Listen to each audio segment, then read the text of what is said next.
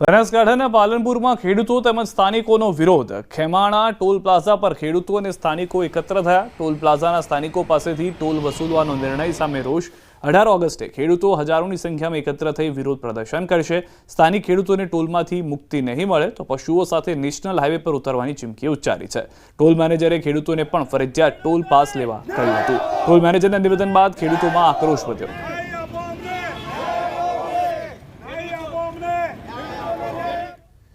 બિન અનામત આયોગમાં ચેરમેન સહિતના હોદ્દા ખાલી છે। ચેરમેન, વાઇસ ચેરમેન સહિત સમગ્ર બોર્ડમાં નિમણૂકો બાકી છે, ત્યારે તાત્કાલિક નિમણૂક કરવા રાજપૂત સમાજ અને પાટીદાર સમાજ માંગણી કરી રહ્યા છે। પાટીદાર અને રાજપૂત સમાજના આગેવાનો ગાંધીનગર જઈ પ્રવક્તા મંત્રી અને ઉદ્યોગ મંત્રી સહિતના નેતાઓને મળીને આ બાબતે રજૂઆત કરશે, તો આ તરફ રાજપૂત એકતા મંચની માંગણીને પાટીદાર સમાજે ટેકો આપ્યો। સરકાર તાત્કાલિક બિન અનામત આયોગની જગ્યા ભરે તેવી રજૂઆત કરીશું તેમ જણાવ્યું। 25/8 પહેલાં ગુજરાત સરકાર બિન અનામત વર્ગના બોર્ડ અને નિગમમાં ચેરમેન અને વાઇસ ચેરમેન સાથે બોર્ડની નિમણૂક કરે અને અત્યારે હાલમાં જે એમડી છે એમને કાયમી હોદ્દો આપવાની વાત કરી રહ્યા છીએ, ત્યારે સરકાર આ બાબતમાં યોગ્ય પગલાં લે, કારણ કે અમારા ખૂબ જ વિદ્યાર્થીઓ હેરાન થઈ રહ્યા છે। લોકોને લોન અને એનઓસી માટે પણ લાઇનોમાં ઊભું રહેવું પડે છે, તો આ બાબતે સરકાર ઘટતું કરે એવી અમે વિનંતી કરવા માટે રજૂઆત સાથે આજે આવ્યા છીએ। આજે રાજપૂત સમાજ દ્વારા બિન અનામત આયોગમાં જે ચેરમેનની જગ્યા ખાલી છે, વાઇસ ચેરમેનની જગ્યા ખાલી છે, ડિરેક્ટરોની જગ્યા ખાલી છે, એ બાબતે રજૂઆત કરવા અમે આવ્યા છીએ અને આ રજૂઆત બાબતે વહેલી તકે એમાં નિમણૂક થાય અને બિન અનામત આયોગમાં આવતા વિદ્યાર્થીઓની, લાભાર્થીઓની જે કંઈ અરજીઓ પેન્ડિંગ છે એનો વહેલીસર નિકાલ થાય એ માટે અમે રજૂઆત કરવા આવ્યા છીએ। અમેરિકન પ્રમુખ ડોનાલ્ડ ટ્રમ્પે સ્વિટ્ઝરલેન્ડમાંથી આવતા ગોલ્ડ પર ટેરિફ ન લગાવવાની જાહેરાત કરી। જાહેરાત થતાં સોનાની કિંમતમાં ₹1400નો ઘટાડો નોંધાયો છે। માર્કેટ એક્સપર્ટ જીગર સોનીએ જણાવ્યું કે ટ્રમ્પની આ જાહેરાત અને જીઓપોલિટિકલ તણાવના પગલે ભાવ ઘટાડો નોંધાયો છે। ભાવ હજી પણ વધુ ઘટી શકે છે જો પુતિન અને ટ્રમ્પની આવનારી મુલાકાત સકારાત્મક રહેશે। જીગર સોનીના મતે આ તક ખરીદી માટે યોગ્ય છે।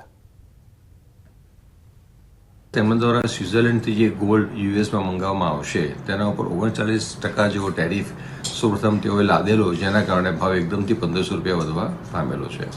પરંતુ વ્હાઇટ હાઉસ દ્વારા તેમજ અમેરિકા દ્વારા એવું નક્કી કરવામાં આવ્યું છે કે ભાઈ સોના પર આવો કોઈપણ પ્રકારનો ટેરિફ લાદવામાં આવશે નહીં।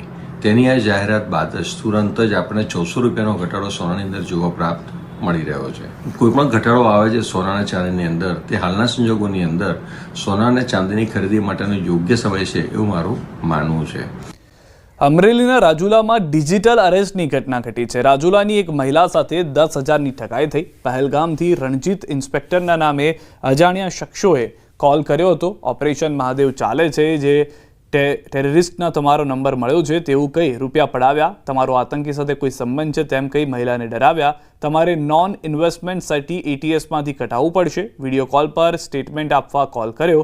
મહિલા પાસેથી 10,000 ઓનલાઈન ટ્રાન્સફર કરાવ્યા। મહિલાના ભાઈએ રાજુલા પોલીસ સ્ટેશનમાં ફરિયાદ નોંધાવી।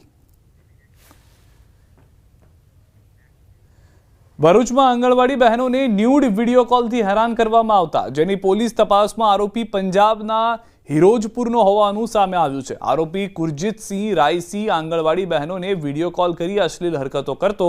50થી વધુ આંગણવાડી બહેનોને બપોર અને રાત્રે વિડીયો કોલ કરી અભદ્ર અને અશ્લીલ હરકતો કરતો।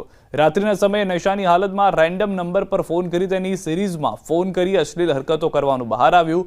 આરોપીની અટક કરી કોર્ટમાં હાજર કરી કાયદેસરની કાર્યવાહી હાથ ધરી।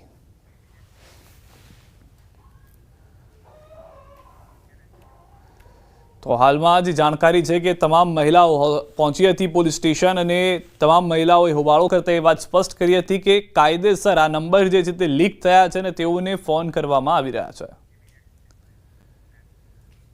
સુરત પોલીસે જાગૃતિ અભિયાન શરૂ કર્યું છે। પ્રોજેક્ટર સાથે જાગૃતિ અભિયાન શરૂ કરાયું છે। ઉધના પોલીસ સ્ટેશન વિસ્તારમાં શરીર સંબંધી ગુનાઓ કરનાર આરોપીઓ રહે છે, જેથી આવા વિસ્તારમાં લોકોને જાગૃત કરવામાં આવ્યા છે। પોલીસ કમિશનર અનુપમસિંહ ગેહલોતે પ્રોજેક્ટર પર વિડીયો બતાવી લોકોને જાગૃત કર્યા। ગુનો કરવા પર પરિવાર તેમજ સમાજ પર કેવી અસર પડે તે અંગે લોકોને વિડીયો ફિલ્મ બતાવી તેમજ ફરી ગુનો ન કરવા અપીલ કરાઈ।